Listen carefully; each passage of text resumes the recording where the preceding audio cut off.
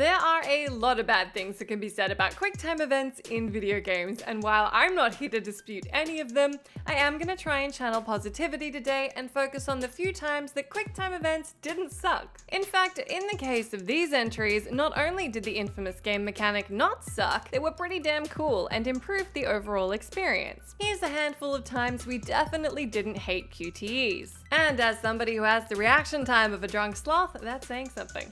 I'm Jess from WhatCulture, and here are 10 QuickTime events that made video games better. Number 10, don't move. SHENMUE 2. There's no better place to kick off this list than with the series that actually coined the term in the first place, though then they were called Quick Timer events. Cult classic SHENMUE introduced QTEs to the world of video games as a way of injecting interactivity into cutscenes, particularly action-oriented cinematics that always feel a little strange for a player to be left out of. You know, the ones where you're watching your protagonist do something really cool and catch yourself thinking, gee, this would be fun if I was actually playing it. That said, SHENMUE doesn't stop there, and QTEs are used for pretty much everything. That's what makes it all the more interesting when the game suddenly asks you not to move at all the while flashing a button at you prompting you to move, because why not? You rock up to the shop of a martial arts master under the guise of a barber. You'll have to rewire your expectations and settle that itchy A button finger and not activate this QTE in order to pass his test and get him to train you. Very cool. Number 9, save the Earth. The Wonderful 101. We've covered off on the fact that QuickTime events can be used to make those cinematic moments more impactful, but can they make you smash a button like the world depends on it? Well, the Wonderful 101 can, because it does. The entirety of Wonderful 101 uses QTEs in a way that's actually been praised by players, as every prompt is on the same button, so there's no stress about which button may be prompted next. The QTEs are designed to add extra impact to the game's biggest set pieces, and imbue you with the same feeling of intensity and exhaustion that the characters share. In the final boss fight, your gang of superheroes unites against Jaginga, who threatens to destroy the Earth. You'll need to turn the Virgin Victory into a gun and tap your heart out, watching the rest of the heroes do the same, in order to defeat the boss and pulverize him into a satisfying inferno and keep the Earth decidedly undestroyed. Number 8, punching ZEUS. God of War 3. They may not be universally adored, but the God of War series has some seriously cool QTEs. QTEs in God of War are a handy tool to make sure you're present in the action and not just smashing out old reliable combos over and over. Not that you weren't absolutely paying attention during the climactic finale of God of War 3 that gives you the chance to stick it to ZEUS after a very long journey. In the ultimate showdown of daddy issues, you'll deliver blows and execute QTEs to unleash your most powerful attacks. But you are here to hear about the part where Kratos punches the ever-loving crap out of ZEUS. After a lengthy QuickTime event struggle towards the pointy end of the battle that sees the two powerhouses vie for the upper hand, you'll get the chance to skewer ZEUS into the heart of Gaia. Since that enormous encounter would make it too easy, you'll still have to take out Zeus's spirit. But don't worry, you've got this. In your final attack, you'll discard your staple blades and get the opportunity to punch ZEUS in the face via the means of a QuickTime event. You can actually punch him as many times as you want, so go on, get it all out. Number 7, Finger Gun Battle. Tales from the Borderlands. Tales from the Borderlands is, in my opinion, the best of Telltale's recent adventures.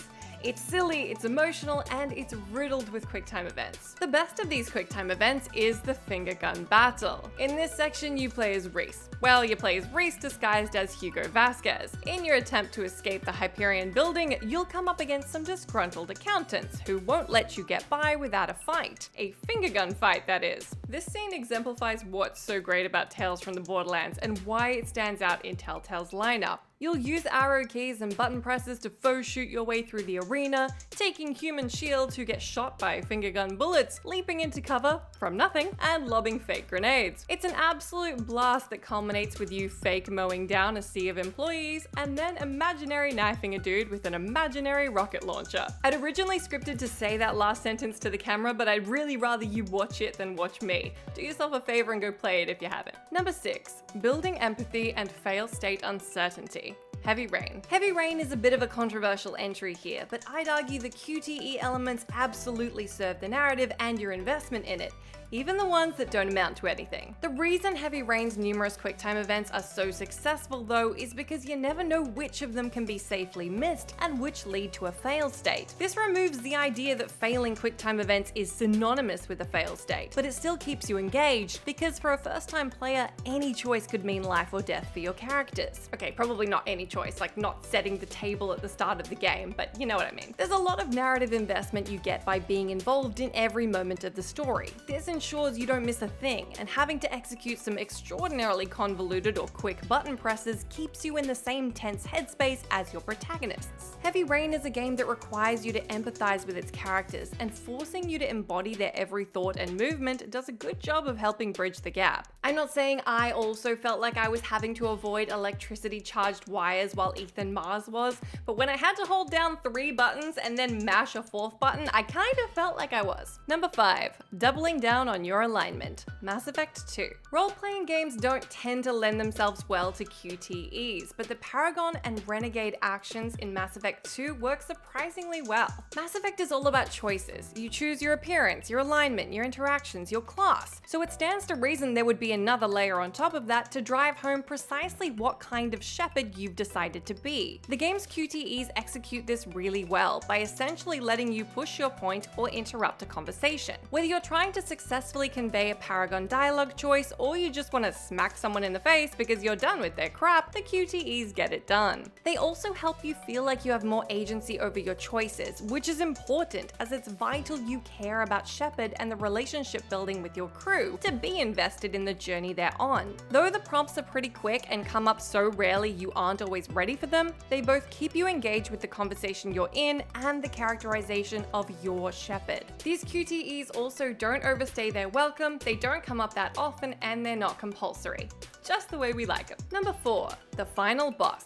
Kingdom Hearts 2. Kingdom Hearts 2 also treats its QTEs in a pleasingly balanced way. You don't have to execute them, but you'll get an advantage in combat if you do. Succeeding at a QTE rewards the player with getting the advantage over an enemy, plus you get to watch Sora pull off some sick moves. Kingdom Hearts is all about the wish fulfillment of gallivanting around gorgeous worlds accompanied by your Disney and Pixar faves, so chucking in a mechanic that makes things even more outlandish and epic is a no-brainer. While the game is peppered with great QTEs, we've got to give the cake to the final battle against Xemnas. The warriors of the Keyblade square up against the big bad for one final push. Being that this is a Square Enix game, the final encounter is made up of multiple stages that are likely going to take you at least half an hour. It all culminates in an epic last stand within the realm of darkness, where Sora and Riku must reflect thousands of lasers being shot at them. To do this, you'll need to mash buttons until you can mash buttons no more, and by the end, you'll be exactly as exhausted and stressed as your protagonists. It's an incredible scene that's totally in keeping with the adventure so far. Plus, all that adrenaline has definitely made the victory taste sweeter. Number 3. Leon vs. KRAUSER. Resident Evil 4. Resident Evil as a series doesn't have a flawless relationship with QTEs, I'm looking at you Resi 6, but the Leon vs. KRAUSER fight in Resi 4 is a whole other story. I'm calling it knife fights are cool, and we've already got a solid fondness for our knife in Resident Evil, so the cinematic encounter that calls for us to execute a series of QTEs perfectly is super satisfying. Leon gets to be his most badass, we get story exposition in a scene that we can actually participate in, and the action is beyond epic. It would have been a huge missed opportunity to let this encounter simply play out in a non-interactive cutscene. The tension is also absolutely maintained, even though the fight gives us a moment's relief from the undead, because it doesn't even afford you one wrong move. You need to be on the edge of your seat awaiting the flash of a button prompt. The encounter may not be a long one, but it's a favorite moment for many Resi fans, for being awesome and potentially the longest time they've tried not to blink. That said, some players have argued the window to execute the QTEs is way too fast. Whichever camp you fall into, you are probably relieved to have Ada save your butt by bringing a gun to a knife fight. Number 2. Don't move. Until Dawn. Horror movies can be especially scary when you don't get to see the big bad. Horror games can be especially scary when you're unarmed or underpowered, but Until Dawn took this one whole step further and told you not to move at all. For the uninitiated, Until Dawn plays out like a cabin in the woods horror movie with a few twists and turns, one of which puts you face to face with actual monsters called Wendigo. Up until this point, you will have been choosing dialogue choices very quickly, executing QTEs, and making a bunch of branching choices that have very very real life or death consequences for your crew. It's all based around a butterfly effect core mechanic where the impact of your actions is constantly game changing, so you're never not tense or worried about a current, future, or past decision. In the face of the Wendigo though, whose ability to sense movement is better than their sight, there's no decisions to be made. Just don't move or you're dead. This involves holding your controller very still, or if you're a dirty cheat like me, putting it down altogether because you're going for a perfect run and don't want to stumble on the final hurdle. It's a fantastic tool at maintaining tension in a new way near the conclusion of a game that's all about weaving perfectly panic-inducing QTEs into a dense horror narrative. I picked a particular moment for this entry, but honestly I could have picked any. Until Dawn's ability to weave QTEs in a way that's actually fun and fulfilling for the narrative is bar none.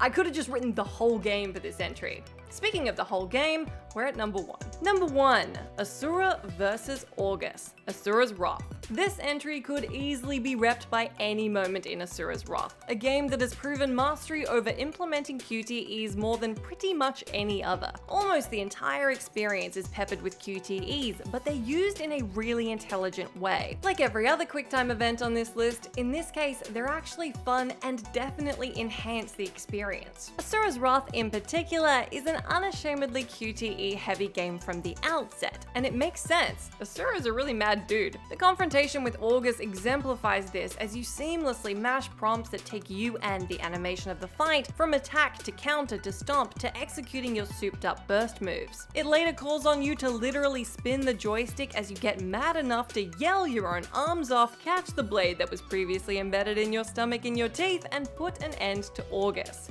It's very cool. And that's our list. Do let me know down in that comment section if you can think of any other QuickTime events in video games that you're actually fond of. As always, I've been Jess from WhatCulture. Thank you so much for hanging out with me. As always, you can come say hello to me on my Twitter account if you like, where I'm at Jess McDonald, but make sure you stay tuned to us here for plenty more great content.